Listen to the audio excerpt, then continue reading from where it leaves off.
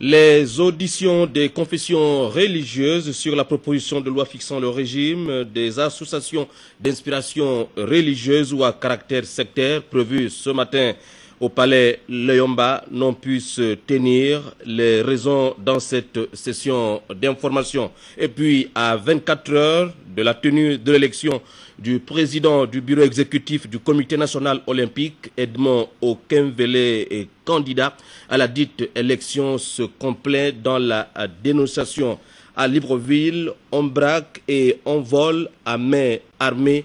Les auteurs de ces actes interdits sont tombés dans les mailles de nos forces de sécurité.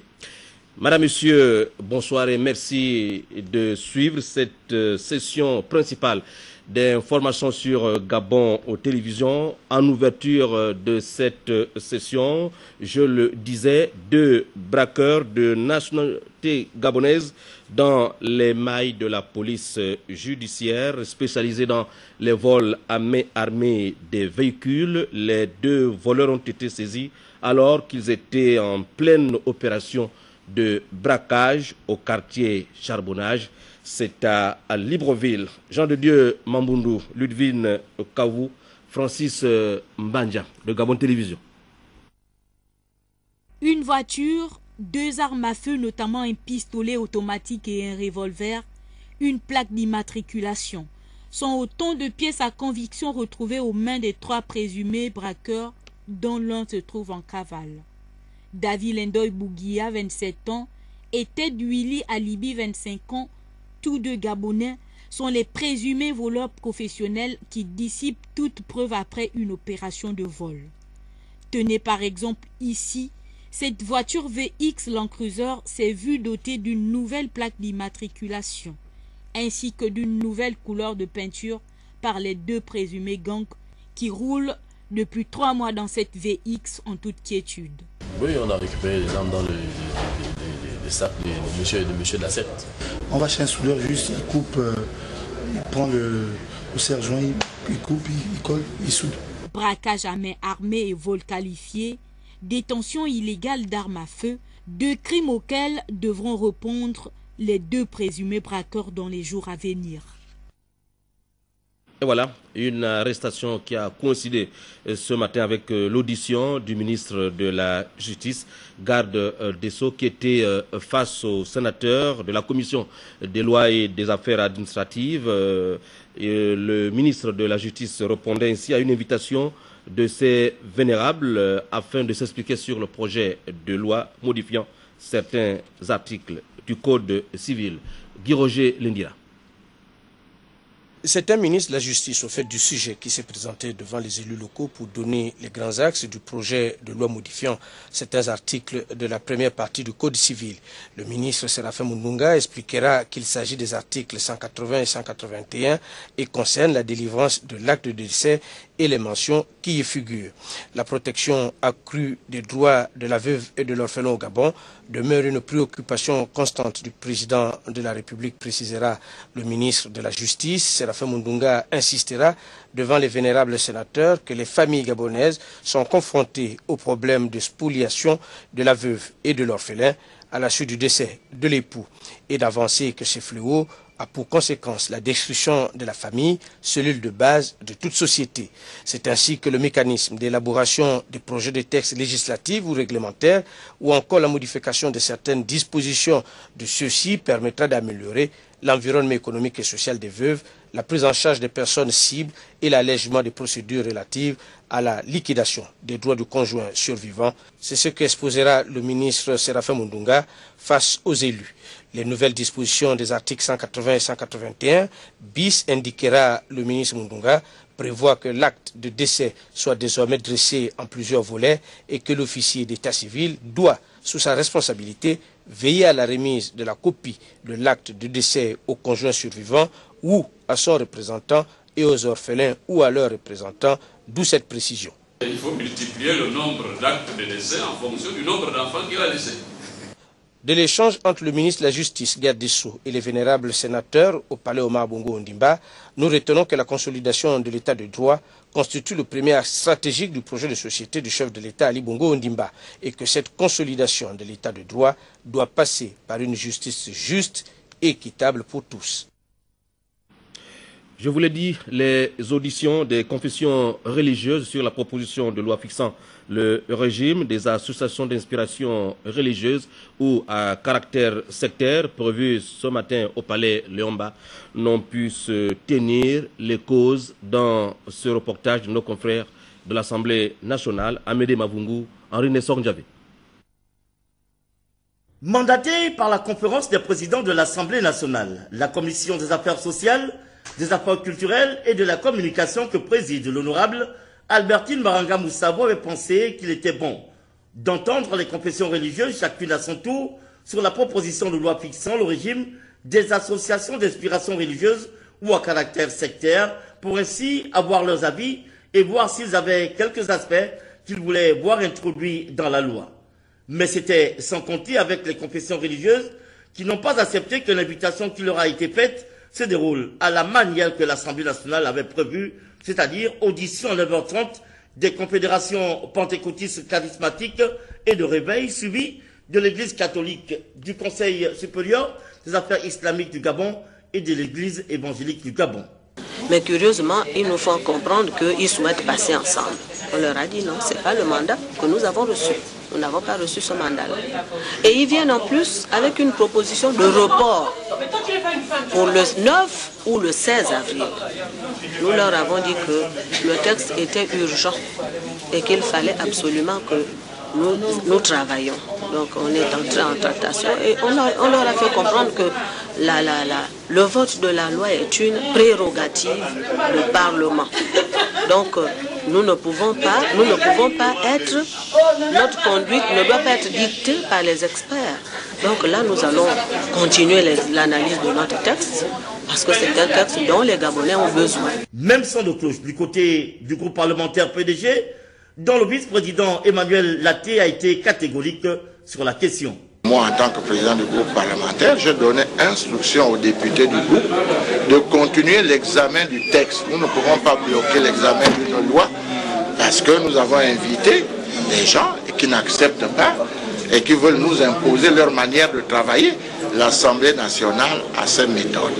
Nous auditionnons quand c'est nécessaire des organismes, des personnalités pour enrichir nos travaux. Mais on ne nous impose pas cela. C'est nous qui jugeons de l'opportunité de le faire. Et nous avons pensé qu'il était bon de le faire. Maintenant, si eux, ils ne sont pas d'accord avec notre manière de travailler, eh bien, bon, nous leur disons merci. Nous poursuivons le travail, d'autant plus que c'est une proposition de loi qui vient de l'autre chambre. L'examen s'est déjà fait dans cette chambre. Et il ne nous appartient pas à nous de changer la proposition sans l'avoir examinée. La République gabonaise, on le sait, est laïque, avec une liberté de croyance certes, mais sur le strict respect de la réglementation de l'État, c'est-à-dire en conformité avec les règles et lois de la République. D'où l'initiative du sénateur Ernest Nasikoula à travers cette proposition de loi déjà adoptée au Sénat et ayant pour but de fixer le régime des associations d'inspiration religieuse dans notre pays. En fait, il s'agit d'une proposition de loi qui vient tant soit peu combler le vide actuel en la matière, source de nombreuses dérives de la part de plusieurs personnes qui exploitent les carences de la loi dans ce domaine pour in fine exceller dans le vice et l'exploitation abusive de certains de nos compatriotes sans que l'État n'ait à agir avec efficacité. Une chose est sûre, et sans pour autant enfoncer des portes ouvertes, il n'est pas rare de voir affluer dans notre pays des associations religieuses venant des pays frères qui prétendent apporter la bonne nouvelle, mais dont on sait pertinemment que leur but inavoué est de se faire l'argent sur le dos des Gabonais, en enfreignant délibérément les lois de l'État.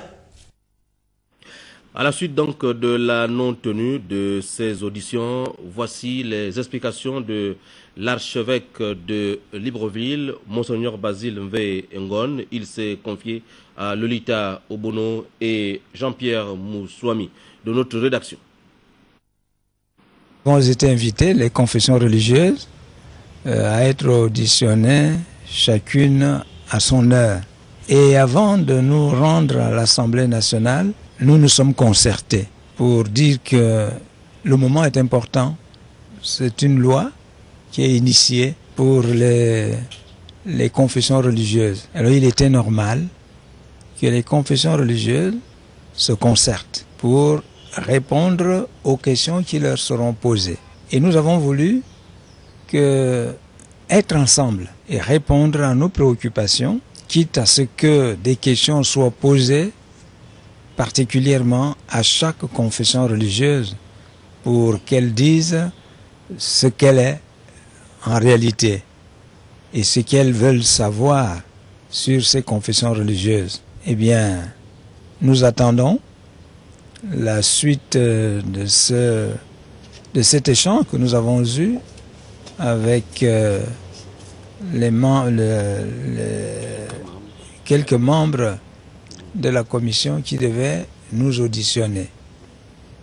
Nous souhaitons effectivement que nous puissions nous rencontrer pour cela. Parce que le projet, c'est quand même un projet de loi qui nous concerne. Et il est bon que nous soyons ensemble comme nous le sommes maintenant. Nous espérons que une réponse positive sera donnée à notre préoccupation. Au Conseil national de la Com jour, plusieurs personnalités décidées à soutenir cette institution ainsi que les projets en cours. Voici l'audience que Jean-François Ndongo a accordée à son Excellence, Monsieur l'ambassadeur au représentant de la France au Gabon et au ministre Denise Mekamne, en charge des relations avec les institutions constitutionnelles, porte-parole du gouvernement. Lolita Obono. Les deux personnalités, Jean-François Desmazières, ambassadeur de France au Gabon, et le ministre des Relations avec les institutions constitutionnelles, reçus tour à tour par Jean-François Ndongo, ont d'abord tenu à féliciter le nouveau président du Conseil national de la communication qui a pris il y a quelques jours ses nouvelles fonctions. Puis, l'ambassadeur de France a échangé avec le président du CNC sur les questions liées à la coopération bilatérale entre les deux pays, notamment la formation. Naturellement, avec le président, on a parlé des projets de formation, on a parlé des formations qui pouvaient avoir lieu autrefois à Dakar et Abidjan, on a parlé de celles de Lille, des nouveaux projets de Sciences Po. Évidemment, tout ça est lié aussi à l'économie de la profession. La presse, c'est pas seulement des plumes, des talents et des opinions, c'est aussi une économie. Ce sont des entreprises. Et donc, ces projets de formation, on doit aussi les raccrocher à cette réalité des entreprises de presse et de médias. Le ministre des Relations avec les institutions constitutionnelles, quant à elle, est venu prendre contact avec le nouveau président du CNC et profiter de l'occasion pour discuter des projets en cours. En tant que ministre chargé de relations avec les institutions constitutionnelles, je suis venu prendre contact avec le président du Conseil national de la communication, d'abord pour le féliciter pour sa nomination, ensuite pour faire le point des textes qui sont en ce moment sur la table du gouvernement, les textes concernant l'institution qu'il dirige. Vous savez que c'est l'organe qui régule la communication au Gabon et à ce point ils ont des problèmes d'organisation, des problèmes, des décrets qui attendent leur signature. Donc c'est cette prise de contact, en fait une séance de travail que j'ai eu avec monsieur le président du Conseil national de la communication. Les deux personnalités ont quitté le CNC satisfaites des échanges. Dans le cadre du raffermissement du dialogue social, le Premier ministre, chef du gouvernement, le professeur Daniel Onaondo, présidera une rencontre avec les partenaires sociaux le samedi 29 mars 2014 dans la salle des fêtes de l'hôtel Okume Palace à 11h précises. Sont conviés à cette importante rencontre les confédérations syndicales à raison de 4 représentants par délégation et les syndicats autonomes à raison de 2 représentants par délégation. La présence de tous les syndicats reconnus est vivement souhaitée. Nous y reviendrons sur le plan sécuritaire et sur les images qui vont arriver de la régie. Libreville, notre capitale, abrite depuis cet après-midi les travaux de la commission ad hoc sur les frontières Gabon-Congo, présidée conjointement par les ministres gabonais et congolais de l'Intérieur.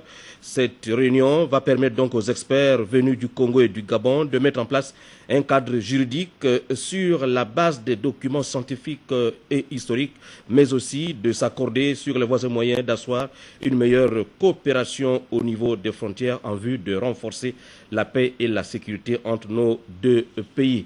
Demain, Jean-Augustin Zengi reviendra sur cette importante actualité. De son côté, le ministre en charge de l'agriculture, Luc Oyubi, vient de procéder à la visite des locaux abritant les services agricoles dont il a la charge.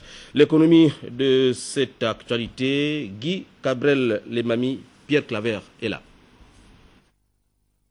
La Gaza, agence gabonaise de sécurité alimentaire, établissement public à caractère technique et scientifique qui a pour mission principale l'évaluation et la prévention des risques nutritionnels et sanitaires des aliments, a constitué la première étape de la visite des services du ministère de l'Agriculture.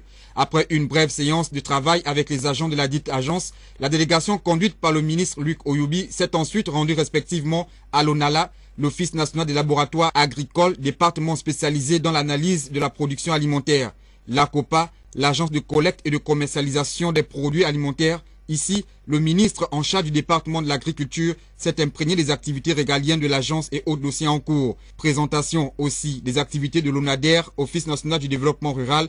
En visitant ces locaux, le ministre a pu toucher du doigt l'état d'avancement des travaux initiés dans le cadre de l'amélioration des conditions de travail des agents.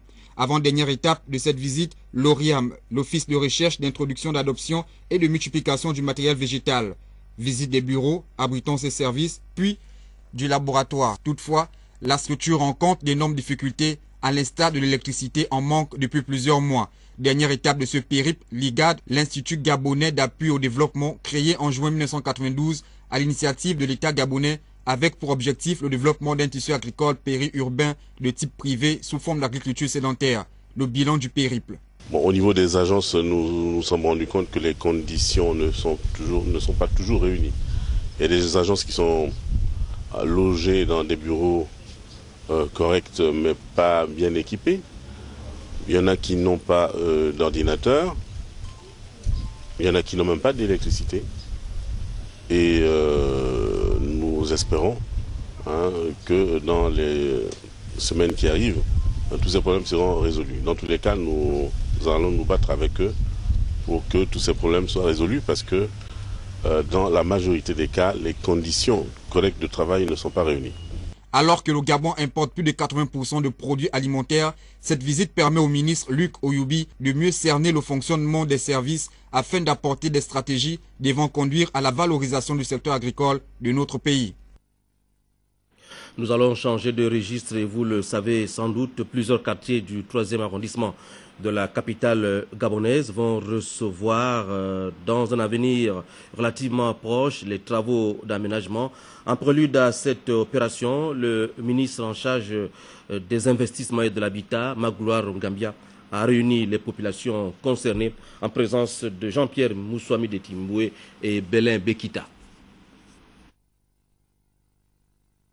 L'amélioration des conditions de vie dans les différents quartiers et la construction d'infrastructures modernes, une des batailles au cœur de l'action gouvernementale. Au 3e arrondissement de Libreville, le député PDG accompagne le ministre en charge de la promotion des investissements, des infrastructures, de l'habitat et de l'aménagement du territoire, Magloire Ngambia, porteur d'un message aux populations. Ces populations ont émis certaines réserves. Donc elles ont eu à faire un cahier de charge Ce cahier de charge, je l'ai transmis au ministre. Le ministre a marqué son accord favorable. Aujourd'hui, ces populations ont reçu une parcelle. La parcelle se situe à Igoumié. Également, ces populations également ne seront pas déguerpies dans l'immédiat. Elles seront déguerpies juste après l'année scolaire, en fin juin. Donc tout le monde, les populations ont trouvé satisfaction ce matin devant le ministre qui a pu résoudre cette situation qui est un peu très gênante vis-à-vis de ces populations. Dans la zone Bessieux, à Akini-Ndjogoni et bien d'autres, les différents aspects des projets en cours ont constitué l'essentiel des échanges. Dieu a touché le ministre et voilà pourquoi le ministre a permis à nous donner les terrains. Nous sommes très satisfaits. Nous remercions déjà le ministre d'avoir été très généreux parce que c'est rare, c'est quand même la première fois. Nous sommes satisfaits. La rencontre avec les populations ici s'est déroulée dans une ambiance de mutuelle entente. Donner plus de lisibilité à son action sur le terrain, c'est tout le sens à donner à cette importante entrevue entre le ministre de l'Égalité des chances, Alexandre Désiré Tapoyo, et une délégation des femmes reporters sportives du Gabon. Blandine Diawel, à Danvé. La rencontre entre le ministre de l'Égalité des chances et l'association des reporters sportifs était empreinte d'enthousiasme et de cordialité. Ici, les reporters sont venus s'entretenir avec Alexandre Désiré Tapoyo par rapport au plan Égalité des chances, l'une des arcanes du ministère dont il a la charge. Il était important pour nous de venir rencontrer le ministre dans le cadre de notre association parce que comme le définit l'une de ses missions qui est celle de l'égalité des chances, nous avons pensé trouver avec le ministre donc l'oreille attentive à toutes les préoccupations des femmes reporters sportives. Et donc nous avons échangé au cours de cette audience. Comme nous l'avons pensé, il nous a donné de très bons conseils. L'interlocuteur des journalistes sportifs a mis en relief le caractère noble du sport, qui n'a pas de sexe. Il a par ailleurs fait savoir que notre pays a inscrit dans sa constitution le principe d'égalité de tous les citoyens sans discrimination de sexe, de religion ou de race. On loue la présence d'un cadre juridique pertinent et la création des ministères des droits humains, de l'égalité des chances, des Gabonais de l'étranger, celui de la prévoyance sociale et de la solidarité nationale, ainsi que l'Observatoire des droits de la femme et de la parité. Poser des actions visant à la formation, visant à la promotion du journalisme sportif. Et aujourd'hui, l'association veut accompagner le monde sportif. L'association veut accompagner les disciplines sportives et elle veut également accompagner les sportifs parce que si vous voulez faire du Gabon une nation sportive, il faut pouvoir pour cela compter également sur les journalistes. Les journalistes sont ceux-là qui écrivent l'histoire, qui font en sorte que demain l'on retienne, que demain l'on ait encore des souvenirs, des traces de ce qui s'est passé.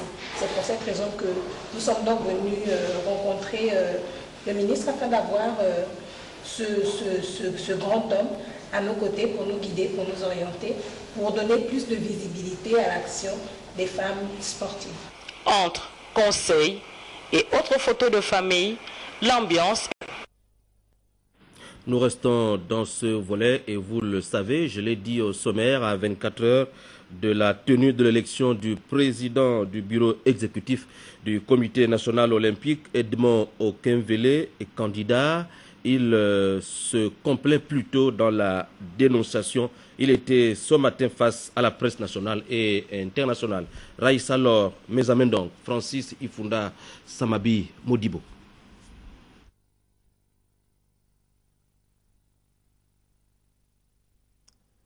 Le manque d'informations autour de l'élection prochaine du nouveau bureau directeur du Comité national olympique a suscité de vives réactions du côté d'Edmond Okemvele et des siens. La liste de l'ancien basketteur international a saisi la tutelle. J'ai rencontré le mardi 25 mars 2014 monsieur le ministre de la Jeunesse et des Sports. Et je lui ai présenté mon exposé des motifs qui montrait que le candidat sortant Léo Folké est disqualifié et qu'il est inéligible, que lui-même s'est créé ça, parce qu'il n'a pas respecté les textes. Je lui ai donné la charte, une copie, je lui ai donné une copie de l'arrêté ministériel du 31 août, je lui ai donné aussi le règlement, les statuts du Comité national électif du Gabon. Et à la fin de notre entretien, je lui ai proposé modestement de reporter les élections parce que le président sortant inéligible, c'est lui qui est en train d'organiser en catimini les élections, ne peut pas être juge et parti. Nous ne connaissons même pas quelle est la liste des électeurs. Tout ça là est géré en catimini. Il y a 7 ans, quand le président sortant a été élu, j'ai appris que, et j'ai vu dans les documents, dans un des arrêtés que le ministère avait pris, la FEGOF, qui est la Fédération des handicapés, avait voté. Aujourd'hui, de ce que j'entends à gauche, à droite, il paraît qu'ils ne peuvent plus voter. Qu'est-ce qui a changé en 7 ans? Voilà les choses que je dénonce. Pour nous, il s'agit d'essayer de remettre un peu de l'ordre dans tout ça là. Pour Edmond Okemvele et ses colistiers, il est temps de changer de mentalité face aux exigences de l'heure.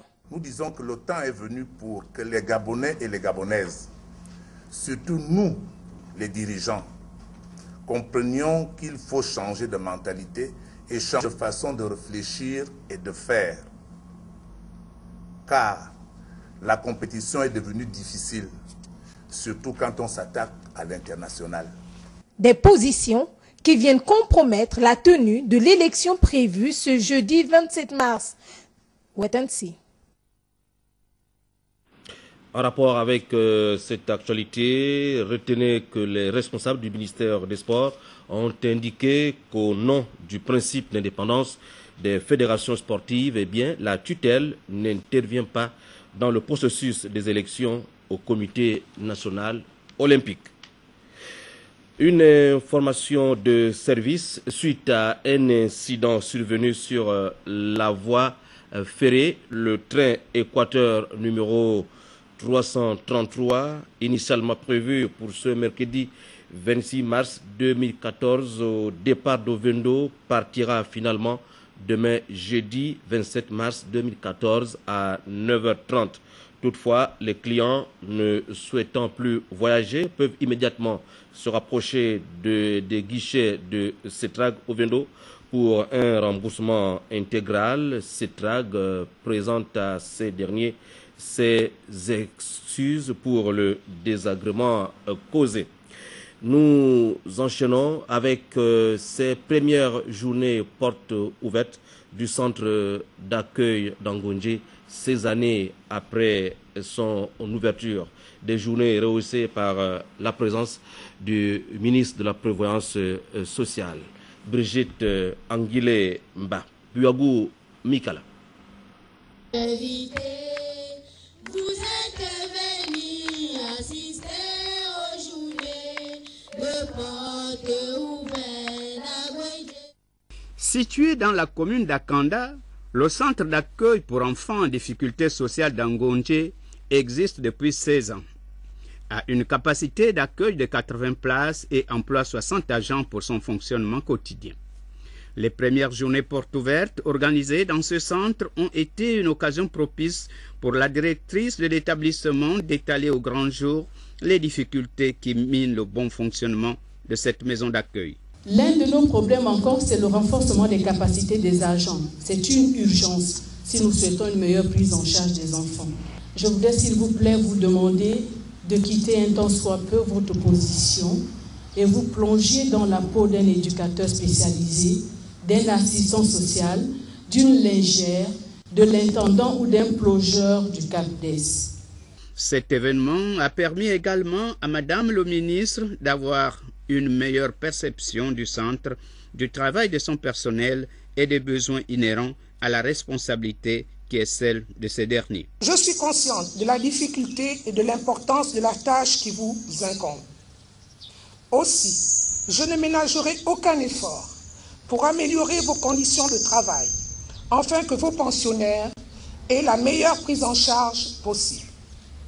Mais, en contrepartie, j'attends de votre part un comportement exemplaire, car il s'agit de la prise en charge d'enfants qui, par essence, sont vulnérables. Le membre du gouvernement a félicité le personnel du centre pour son engagement, son dévouement, tout en lui souhaitant persévérance dans sa noble mission. Nous vous l'annoncions déjà hier, le Gabon, à l'instar des autres pays de la planète, a célébré cet après-midi la journée internationale de la lutte contre l'épilepsie, site retenu pour abriter les manifestations, comme vous allez le voir sur ces images. L'école nationale supérieure de Libreville, c'est une initiative de l'Observatoire international pour l'intégrité et la dignité de la famille, une journée qui a vu la présence de plusieurs familles et surtout des enfants malades, des enfants épileptiques, plusieurs conférences, débats pour amener les parents d'enfants épileptiques et les malades eux-mêmes à comprendre l'intérêt de se faire soigner dès qu'on est atteint de cette maladie. Dans tout le cas, demain, Charline Ouara-Pira reviendra avec force et détails sur cette importante actualité. Sur ce plateau, nous recevons Madame Jackie Ndoutoum. Elle est chirurgienne dentiste, président de l'Association nationale des odontostomatologistes du Gabon. C'est pour nous annoncer la tenue demain à Libreville du congrès des chirurgiens dentistes. Madame Ndoutoum, bonsoir. Bonsoir, monsieur. Alors, c'est qui d'abord un dentiste? Un dentiste, un chirurgien dentiste, encore appelé odontostomatologiste, ouais, du nom savant de la profession, est un praticien médical qui est chargé de la santé de la sphère orale. Il participe donc de ce fait à la bonne santé générale du corps. Alors, le congrès des chirurgiens dentistes, les principales articulations de demain, il se tient sur combien de jours? Ce congrès qui se tient du 27 au 28 mars 2014 se tiendra donc demain au palais Omar Bongo Ondimba. Du Sénat? Du Sénat, voilà. Oui. Et, à partir de quelle heure? À partir de 9 h, il y aura la conférence initiale et une série de communications, car il faut le comprendre que c'est un congrès purement scientifique. Et parmi les communications prévues à cet effet, on retient entre autres quelles communications importantes destinées à la population? C'est un congrès qui se tient sous l'égide du groupement des associations dentaires francophones qui a pour objectif principal d'encourager la formation initiale des praticiens et aussi le développement continu professionnel, la formation continue. Donc cet événement, cette rencontre est une plateforme d'échange, de formation, échange d'expériences, échange des résultats de travaux, de recherche qu'ont mené les différents confrères africains. C'est une rencontre, une rencontre qui permet de regrouper la communauté scientifique francophone. Ce congrès se tient 10 ans après le premier congrès qui s'est tenu en 2004. Pourquoi 10 ans se séparent ces deux événements? Parce que ce congrès est un événement tournant entre les pays. Chaque année, une association est choisie, un pays est choisi pour héberger cet événement. Et cette année, le tour revient au Gabon de recevoir les différents conférenciers et les sommités de notre profession. Alors, combien de pays sont présents à Libreville? Nous avons 14 pays qui sont représentés par leur délégation. Et elles devraient toutes être arrivées à l'heure où nous parlons. Avant de partir, Madame Ndoutoum, un mot de la fin? Nous voulons remercier le ministère de la Santé ainsi que l'OMS qui ont contribué à la tenue de cet événement important pour la profession odontostomatologique au Gabon. Alors, Vous avez dit, les travaux démarrent demain à quelle heure? Les travaux démarreront demain à 9h30, à 9h disons, par une conférence inaugurale qui sera délivrée par le professeur Denis Bourgeois, le président du GADEF, du groupement des associations dentaires francophones. Merci Madame Jackie Ndoutoum, restez avec nous pour suivre cette prestation de serment ce matin au Palais de justice de Libreville du nouveau directeur général des services du Trésor public appelé TPG. Marie-Jo Moussabou Mouzegou. En prêtant serment devant la Cour des comptes du Gabon, Sosten Osungu Dibongoy, le nouveau directeur général des services du Trésor public, nommé le 20 mars dernier, respecte la tradition usuelle en sa nouvelle qualité de trésorier payeur général en jurant de servir l'État avec fidélité, de remplir les fonctions qui lui sont confiées avec probité et de se conformer aux lois et règlements qui ont pour objet d'assurer l'inviolabilité et le bon emploi des deniers publics. Je le jure. Pour le procureur général près la Cour des comptes, ce serment ne doit pas être considéré comme une simple formalité administrative qu'il suffit d'accomplir devant la haute juridiction financière pour entrer en fonction. Mais il doit s'entendre comme un engagement moral et solennel qui, en cas de violation, emporterait la responsabilité personnelle et pécuniaire du promu conformément aux dispositions en vigueur. Monsieur le trésorier payeur général, dans le cadre de l'exécution des missions qui vous sont désormais dévolues, votre responsabilité s'étend à toutes les opérations du poste que vous dirigez, depuis la date de votre installation jusqu'à la cessation de vos fonctions.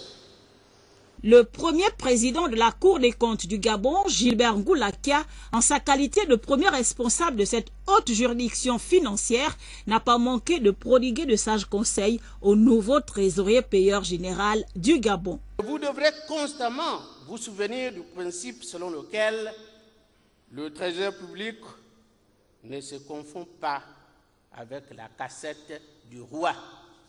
À ce sujet, je voudrais vous rappeler, monsieur le trésorier payeur général, que tout comptable public n'a qu'une seule caisse dans laquelle sont réunis tous les fonds et valeurs dont il a la garde, et que la caisse d'un comptable public ne doit contenir que des monnaies, titres ou valeurs ayant cours légal ou admis comme moyen de paiement.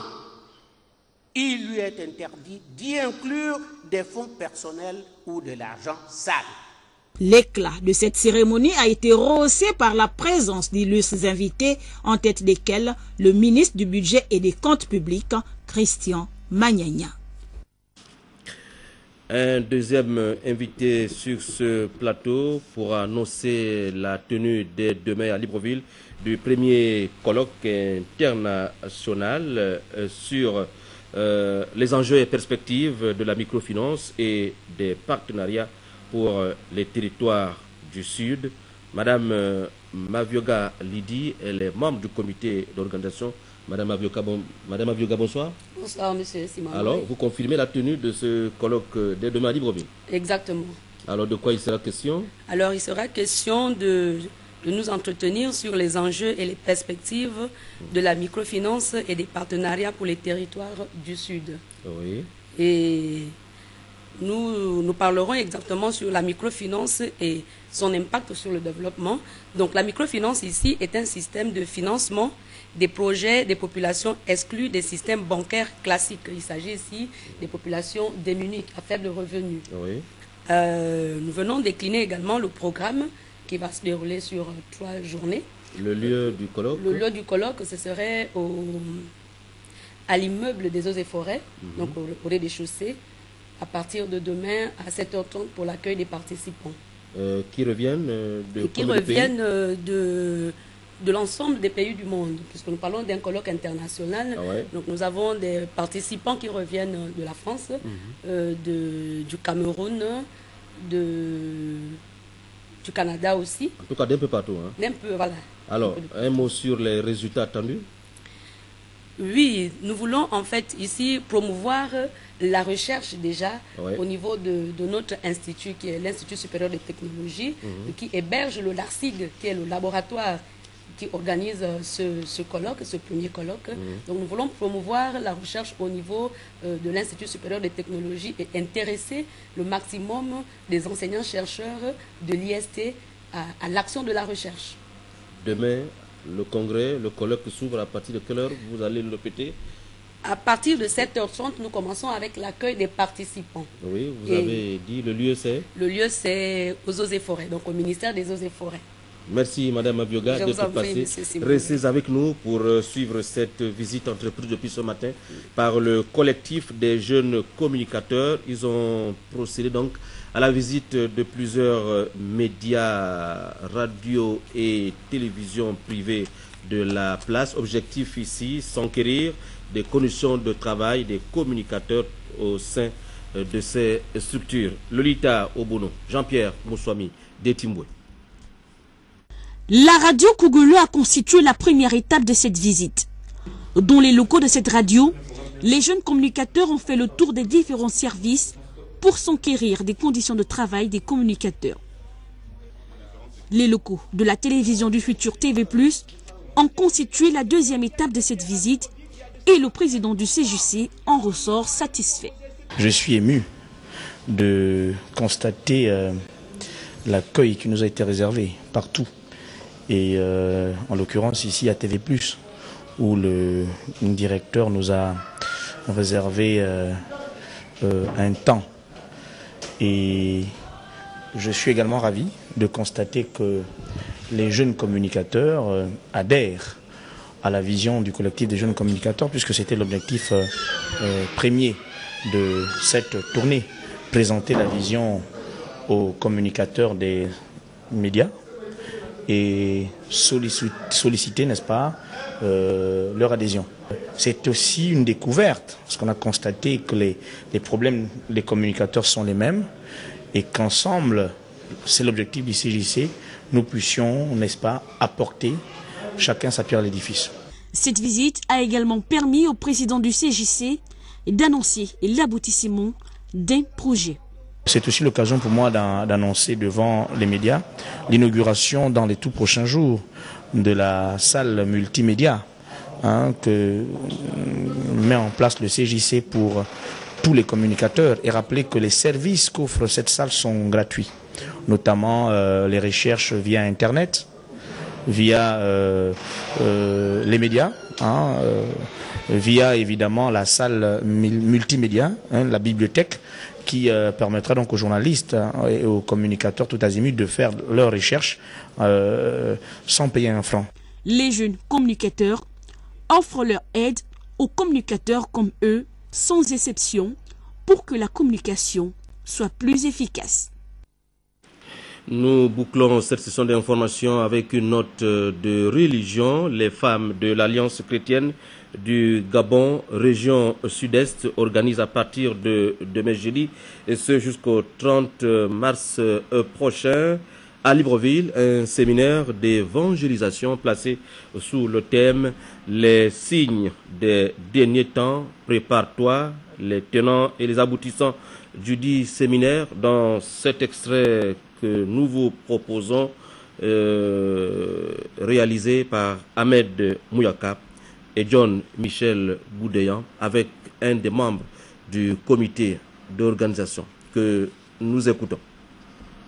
Nous avons annoncé la tenue du séminaire des femmes de l'Alliance chrétienne et missionnaire du Gabon, région estuaire sud, qui va se tenir du 27 au 30 mars 2014, sinon à partir de jeudi, au niveau de l'église de Mélène.